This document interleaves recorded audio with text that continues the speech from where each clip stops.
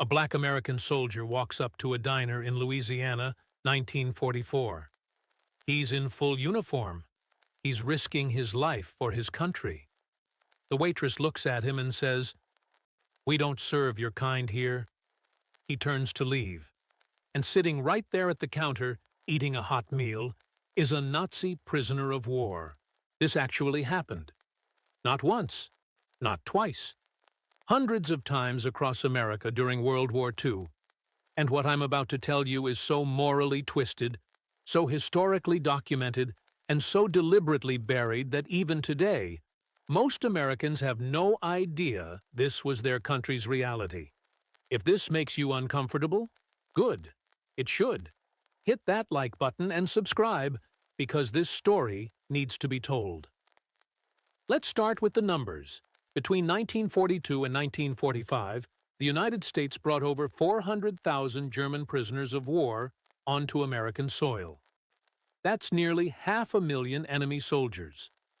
Nazis. Men who'd fought to destroy everything America claimed to stand for.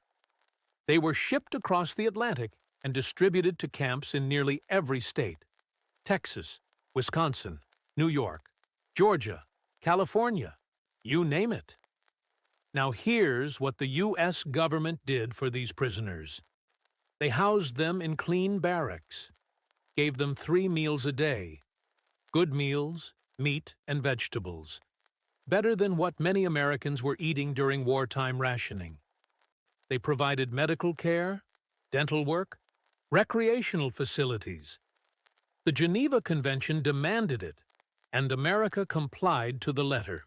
These German POWs played soccer. They formed orchestras. They put on theatrical performances. Some camps had libraries where prisoners could check out books. They were paid wages for work, 80 cents a day, which doesn't sound like much, but it was actual money they could spend at camp canteens on candy, cigarettes, toiletries. Complaints from German POWs were taken seriously.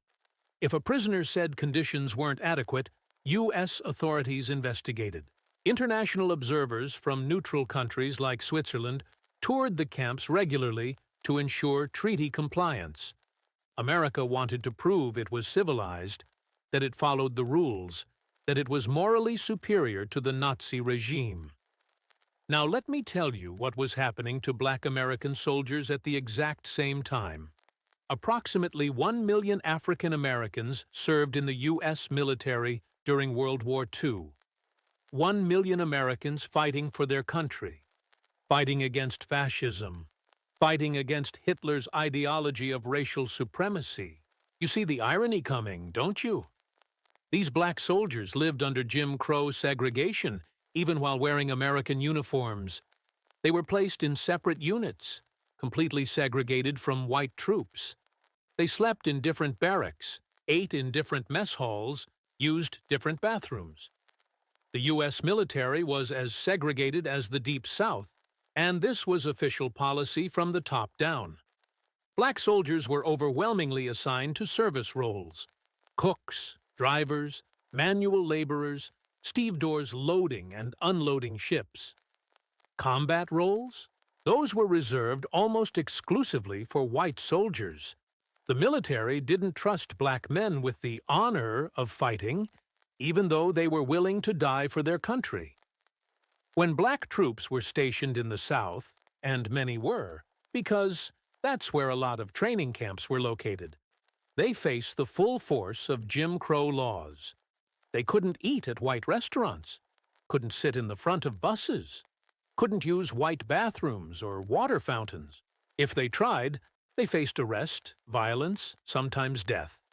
And here's where it gets absolutely insane. German POWs, when they were transported through southern towns or taken to work on farms, were often treated as white. Let that sink in for a moment. Enemy soldiers, Nazis, men who'd killed American troops on European battlefields. They were treated as white in the segregated South. There are documented cases, documented with photographs and military records, of German POWs being allowed into restaurants, where Black American soldiers were turned away.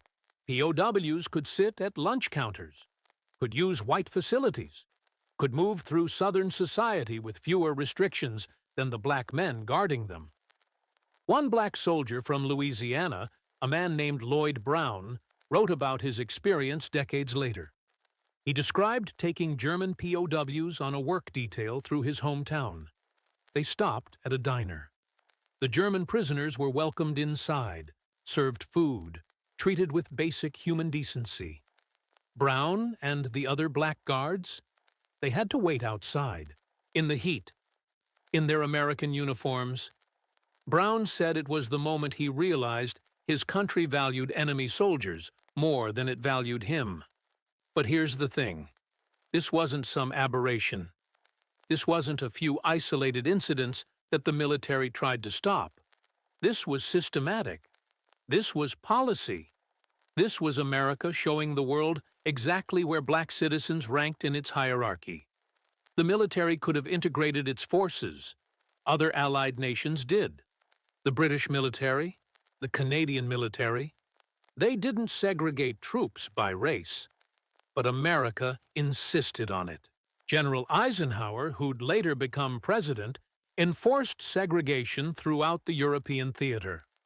Black troops and white troops were kept separate, even when it hurt military efficiency. When black soldiers protested unfair treatment, they were court-martialed. When they demanded the same rights as white soldiers, they were labeled troublemakers, agitators, sometimes traitors. The military came down hard on any black serviceman who stepped out of line. Meanwhile, German POWs had formal channels to lodge complaints. They had international law protecting them. They had neutral observers checking on their welfare. They had rights that black American soldiers did not. Let me give you another specific example. Fort Lawton in Seattle, 1944. Italian POWs were held there. Italy had switched sides by this point, but they were still technically prisoners. Black soldiers were also stationed at the base. The Italian POWs had their own barracks, their own facilities, better accommodations than the black troops. Tensions exploded one night. A riot broke out. When it was over, an Italian POW was found dead. The military blamed black soldiers. 28 black servicemen were court-martialed in what became the largest army court-martial of World War II. The trial was rushed. The evidence was questionable. Most of the men were convicted anyway. Decades later, investigations revealed the trial was a sham. The black soldiers had been scapegoated, but at the time, the message was clear. Even enemy prisoners had more legal protection than black American troops. Here's what makes this even more painful. Black newspapers at the time, publications like the Pittsburgh Courier, the Chicago Defender, the Baltimore Afro-American, they covered these stories extensively. They documented the contradictions, the injustices, the moral hypocrisy. They asked the question that white America refused to answer. How can we fight fascism abroad while practicing it at home? The term they used was Double V campaign. Victory over fascism overseas and victory over racism at home. Black Americans supported the war effort fully. They bought war bonds, worked in factories, enlisted in droves. But they demanded that their sacrifices be recognized, that their citizenship means something. White America largely ignored them. The mainstream press barely covered racial discrimination in the military. When they did, it was downplayed, explained away, treated as a distraction from the real war effort. But the soldiers themselves never forgot. The men who lived through this humiliation, who watched German POWs receive better treatment than they did, who came home after risking their lives only to face the same segregation, they remembered everything. And here's the historical truth that doesn't get taught enough. The modern civil rights movement didn't just emerge out of nowhere in the 1950s. It was built on the rage and determination of World War II veterans who'd had enough. Men like Medgar Evers, who served in the Army and came home to Mississippi, determined to fight segregation. Men like Hosea Williams, who was nearly beaten to death by a white mob while in uniform and became a major civil rights leader. These weren't theoretical activists. These were men who'd worn the American uniform, who'd been told they were fighting for freedom, who'd then been denied that freedom themselves. The contrast with German POWs radicalized them. It clarified the fight. If America could follow international law to protect enemy soldiers, it could certainly extend basic rights to its own black citizens. The government just chose not to. Let me tell you about the work programs. German POWs were leased out to American farms and businesses facing labor shortages because so many men were overseas fighting. These prisoners worked in fields, in lumber mills, in canneries. They were paid. They were transported safely. They were given breaks, adequate water, protection from abuse. On those same farms, in those same regions, black sharecroppers and laborers worked for pennies, lived in shacks, had no legal protections, could be beaten or killed with impunity. The sons of those sharecroppers might be in army uniforms overseas, fighting for their country, while German POWs worked their families' fields under better conditions than their parents had ever known. The absurdity was obvious to everyone paying attention. The cruelty was the point. And here's something that doesn't get discussed enough. Many of these German POWs went home with positive impressions of America. They'd been treated well, fed well, allowed to work and earn money and maintain dignity. Some of them became advocates for democracy in post-war Germany. They helped rebuild West Germany into a stable, prosperous nation. Meanwhile, Black American veterans came home to lynchings. In 1946, dozens of black veterans were murdered in the South for the crime of wearing their uniforms, for demanding to vote, for acting like the citizens they were supposed to be.